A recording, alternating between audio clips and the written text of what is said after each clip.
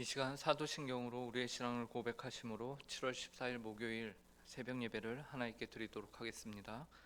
전능하사 천지를 만드신 하나님 아버지를 내가 믿사오며 그 외아들 우리 주 예수 그리스도를 믿사오니 이는 성령으로 잉태하사 동정녀 마리아에게 나시고 본디오 빌라도에게 고난을 받으사 십자가에 못 박혀 죽으시고 장사한 지 사흘 만에 죽은 자 가운데서 다시 살아나시며 하늘에 오르사 전능하신 하나님 우편에 앉아 계시다가 저리로서 산 자와 죽은 자를 심판하러 오시리라. 성령을 믿사오며 거룩한 공회와 성도가 서로 교통하는 것과 죄를 사하여 주시는 것과 몸이 다시 사는 것과 영원히 사는 것을 믿사옵나이다. 아멘. 이 시간 찬송가 384장 나의 갈 길 다 가도록 함께 찬송하도록 하겠습니다. 찬송가 384장입니다. 이전 찬송가는 434장입니다.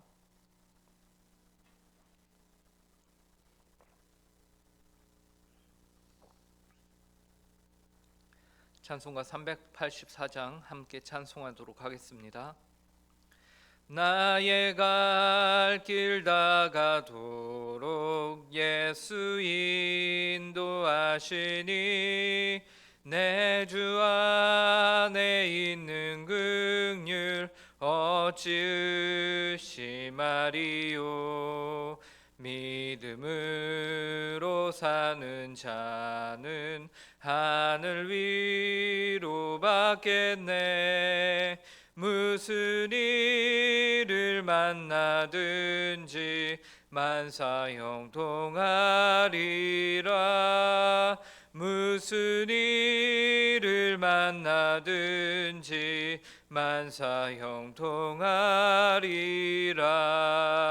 나의 갈 길 다 가도록 예수 인도하시니 어려운 일 당할 때도 족한 은혜 주시네.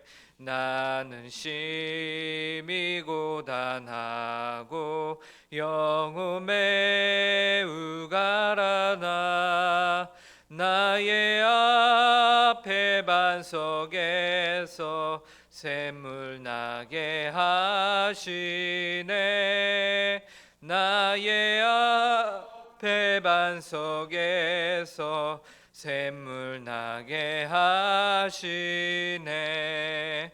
나의 갈 길 다 가도록 예수 인도하시니 그의 사랑 어찌 큰지 말로 알 수 없도다. 성령 감화 받은 영혼 하늘 날아갈 때에 영영 부를 나의 찬송 예수 인도하셨네. 영영 부를 나의 찬송 예수 인도하셨네.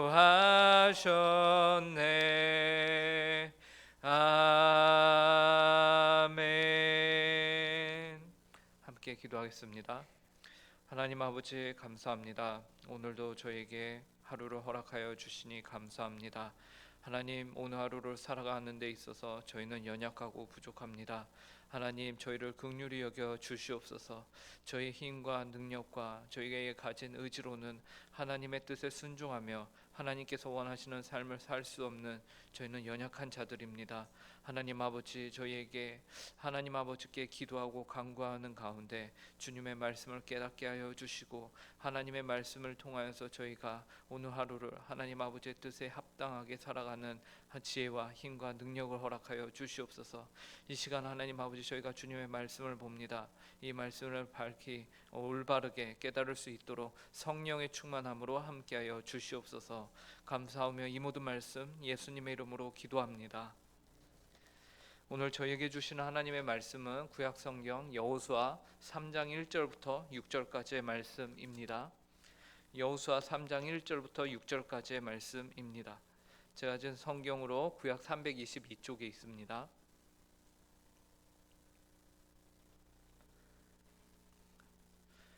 하나님의 말씀을 저희가 함께 교독하도록 하겠습니다. 제가 먼저 읽겠습니다.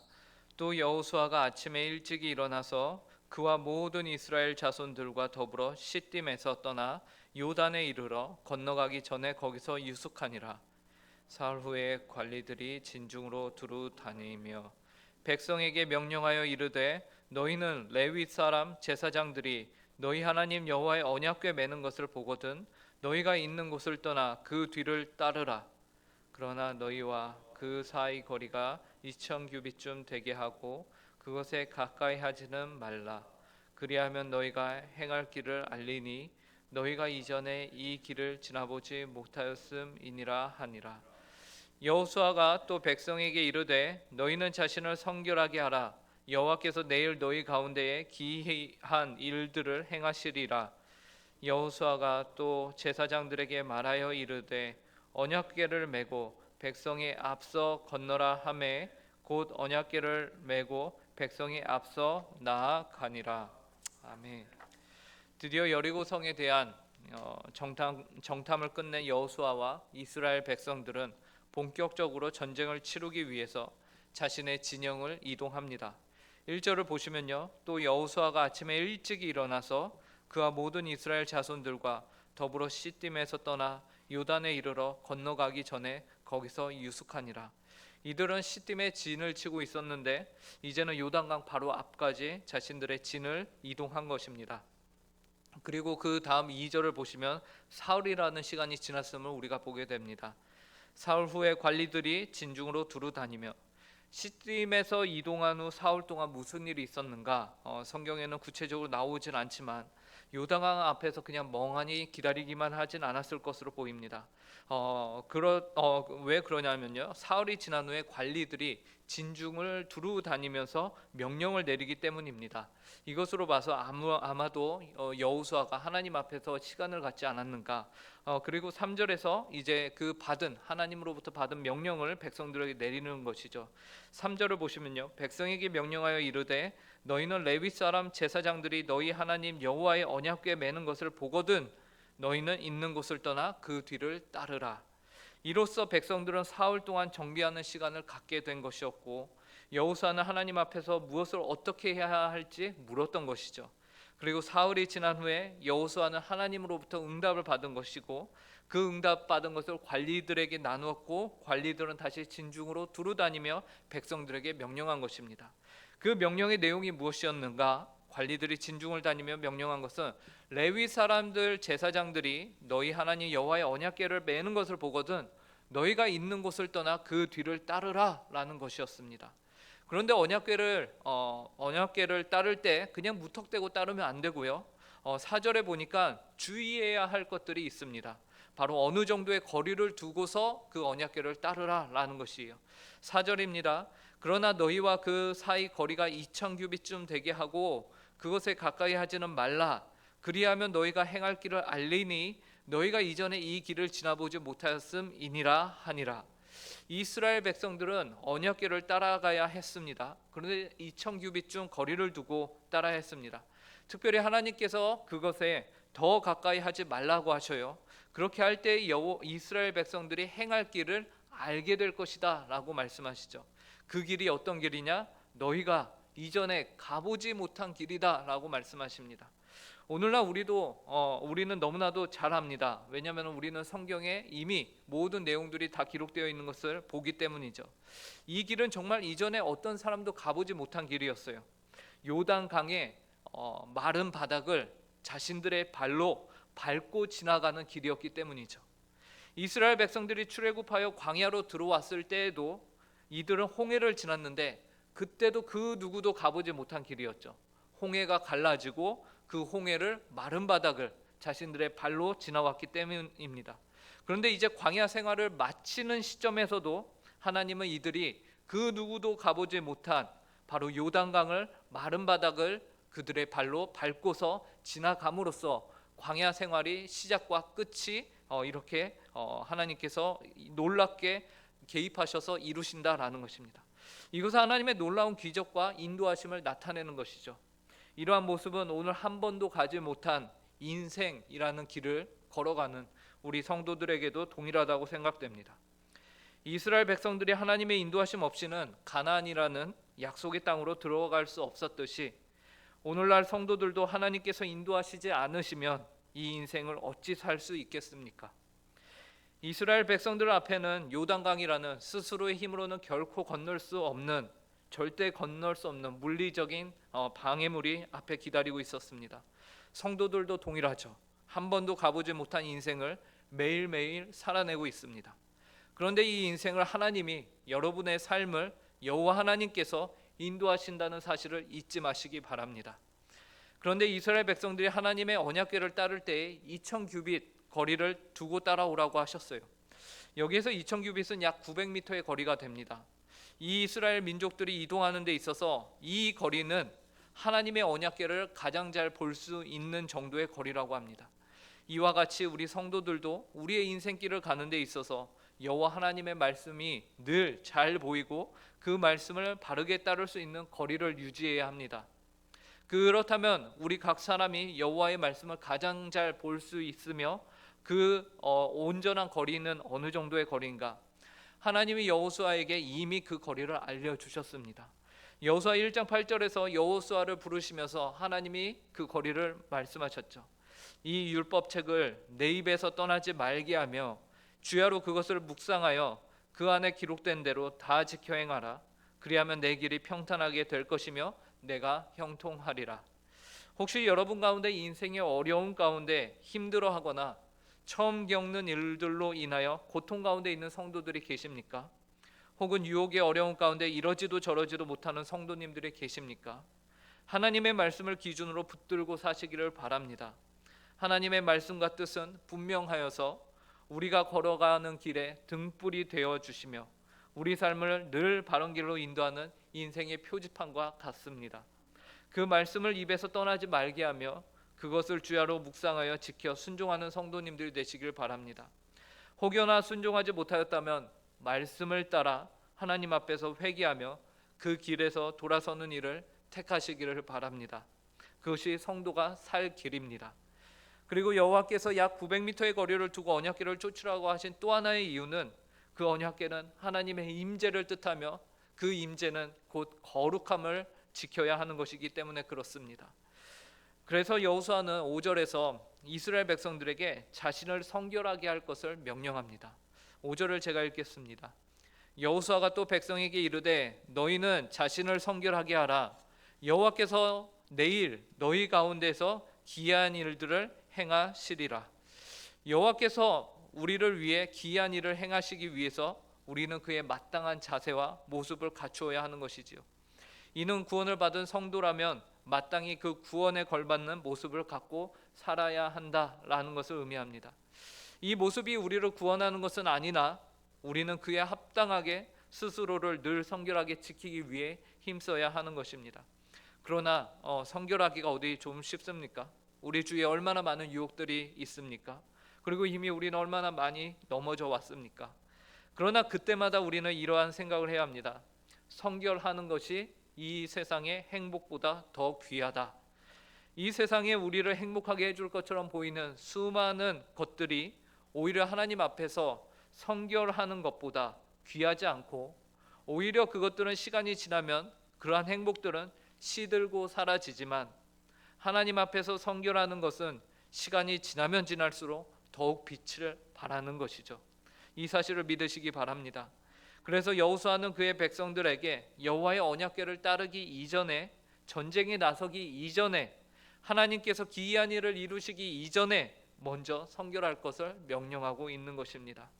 그리고 마지막으로 6절에서 가장 중요한 말씀을 다시 한번 강조하죠.